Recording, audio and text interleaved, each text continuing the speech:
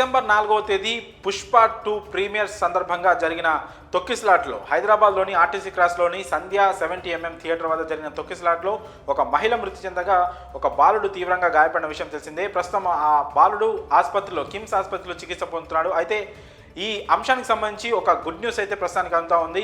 గత 17 రోజులుగా ఆసుపత్రిలో చికిత్స పొందుతూ స్పృహ లేకుండా ఉన్న ఆ బాలుడు ప్రస్తుతం స్పృహలోకి వచ్చినట్లయితే డాక్టర్లు ఒక హెల్త్ బులెటిన్లో విడుదల చేశారు. అందులో ఈ విషయాన్ని పేర్కొన్నారు. ప్రస్తుతం ఆ బాలుడు స్పృహలోకి వచ్చి ఫీడింగ్ తీసుకున్నట్లుగా డాక్టర్లు అయితే తెలిపారు. అయితే ఇందులోనే ఒక బ్యాడ్ న్యూస్ ఏంటంటే ప్రస్తుతానికి ఆ బాలుడు ఎవరిని గుర్తుపట్టలేదు, తన తండ్రిని కానీ తన కుటుంబ సభ్యుల్ని కానీ ఎవరిని గుర్తుపట్టే పరిస్థితులు అయితే ప్రస్తుతం ఆ బాలుడు లేనట్లు డాక్టర్లు తెలిపారు. అలాగే ఆ బాలుడికి తరచూ ఫిట్స్ వస్తున్నట్లు కూడా వైద్యులు అయితే వెల్లడించారు. అయితే ప్రస్తుతానికి వెంటిలేటర్ మీదే తను చికిత్స పొందుతున్నప్పటికీ కూడా ప్రాణాపాయం తప్పినట్లుగా వైద్యులు తెలిపారు. అంటే ప్రస్తుతం ఆ బాలుడి ఆరోగ్యం నిలకడగా ఉందని వైద్యులు అయితే నిర్ధారించారు. మరి ఇది ఒక రకంగా ఆ బాలుడి కుటుంబ సభ్యుడికి ఒక శుభవార్తగా మనం చెప్పుకోవచ్చు. గత 17 రోజులుగా ఏమాత్రం స్పృహ లేకుండా బెడ్ మీద అలాగే పడి ఉన్న ఆ బాలుడు ప్రస్తుతం ఆరోగ్యం నిలకడగా ఉండి స్పృహలోకి రావడం అనేది ఆ కుటుంబ సభ్యులకి కాస్త ఒక మంచి వార్తగా చెప్పుకోవచ్చు.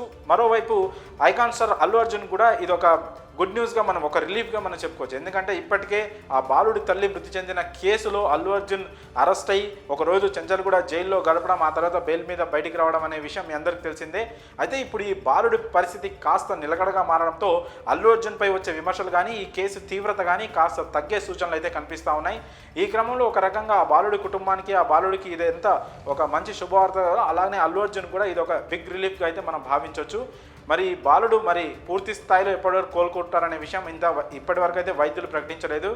కాగా ఈ బాలుడి వైద్య ఖర్చులు మొత్తం ప్రభుత్వమే చూసుకుంటుంది. గతంలో అల్లు అర్జున్ టీం నుంచి ఆ బాలుడి శ్రీతేజ మొత్తం హాస్పిటల్ ఖర్చులు కావచ్చు, తన ఫ్యామిలీకి అవసరాలు ఏమున్నా సరే మేమే చూసుకుంటామని అల్లు అర్జున్ టీం ప్రకటించినప్పటికీ కూడా లేదు, ప్రభుత్వమే ఆ బాధ్యత తీసుకుంటుందని తెలంగాణ సర్కార్ సీఎం రేవంత్ రెడ్డి కూడా ప్రకటించడం జరిగింది. సో ఈ క్రమంలో ఇప్పటివరకు గత 17 రోజుల నుంచి అంటే డిసెంబర్ 4వ తారీఖు నుంచి ఇప్పటి వరకు కూడా ఆ బాలుడికి అవసరమైన వైద్యం మొత్తం కూడా తెలంగాణ ప్రభుత్వమే చూసుకుంటుందనే విషయం మీ అందరికీ తెలిసిందే. అయితే మరి ఆ బాలుడు శ్రీతేజ ప్రస్తుతం ఆరోగ్యం నిలకడగా ఉండడంపై మీ అభిప్రాయం కామెంట్స్ రూపంలో తెలియజేయండి.